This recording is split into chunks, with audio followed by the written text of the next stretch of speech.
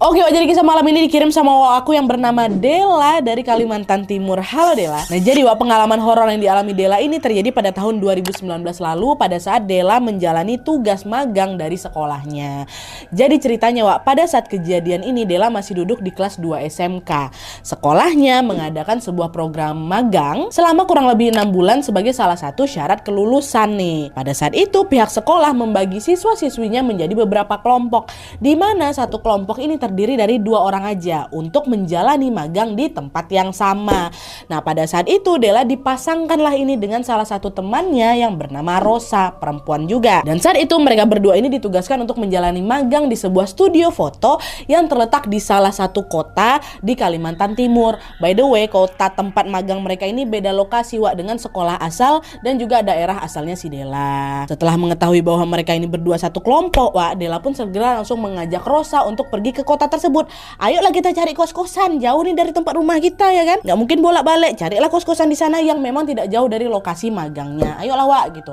Tapi entah kenapa mereka jadi ngerasa susah kali nyari kosan di sana. Ada kali sampai 6 kos-kosan kami datangi di sekitar tempat magang tuh penuh semuanya. Mereka terus lah ini kan berkeliling sampailah akhirnya mereka menemukan sebuah kos-kosan yang terletak di sebuah gang kecil. Tapi gang kecil tuh nggak begitu jauh dari tempat magang kami Nadia. Masuklah kami dalam gang itu kan. Nah, pada saat melihat kos-kosan itu Dela bertanya, Ros, kayaknya kosan ini boleh lah lokasinya agak terpencil memang, tapi banyak orang jual-jual makanan di luar tadi ku tengok. Ya yuk kita tanyain aja, siapa tahu masih ada kamar kosong nih, kata si Rosa. Nah pada saat itu juga mereka pun langsung menemui ibu pemilik kos yang kita sebut aja namanya Bu Jum.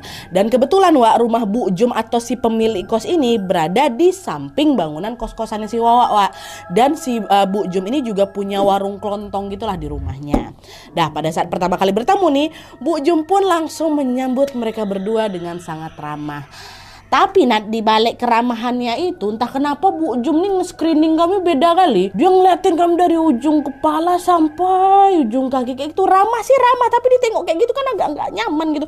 Dia memberikan tatapan menyelidik gitu loh ngapa ibu nih? Ya kan beberapa orang ada yang nggak nyaman kan gitu kan. Sama lah kayak Dela sama Rosa. Biasa aja dong kayak gitu. Tapi meskipun curiga, Dela pun menepis pikiran buruknya dan menganggap bahwa hal itu terjadi karena ibu ini kan baru pertama kali nengok kami gitu kan. Entah mungkin kami terlalu cantik atau gimana lah gitu. Nah, Dela pun langsung memfokuskan dirinya untuk bertanya seputar kamar kos yang akan ibu ini sewakan.